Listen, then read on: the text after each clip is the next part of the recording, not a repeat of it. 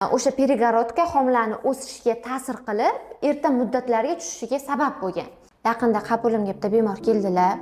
To'g'risi ularning taqdirini eshitib juda ham achindim. To'ylariga 4 yil bo'lgan, 3 marta homiladorlik bo'lgan, lekin o'chalasi ham 7-8 haftalikda tushib qolgan. Ayrim klinikalar unga bachadoni 2 shoxli ekan, senda homiladorlik bo'lmaydi deb tashxis qo'yishgan. Ayrimlari homiladorlik bo'lsa ham o'smaydi, chunki bachadoning 2 shoxli, 2 ga bo'lingan matka deb tashxisni qo'yishgan.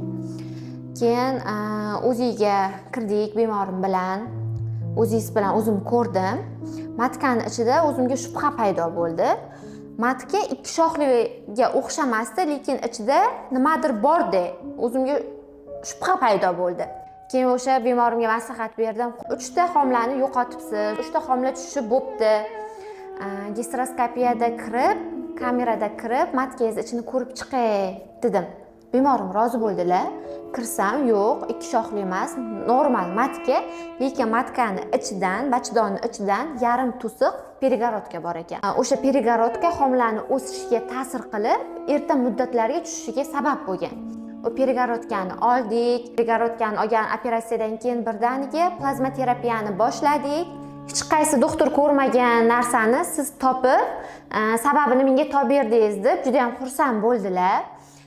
Hozir bemorim 4 oylik homiladorlar, juda ham xursandlar. Shu yerda o'zimning kasbimdan, shifokorligimdan juda ham faxrlanib ketdim.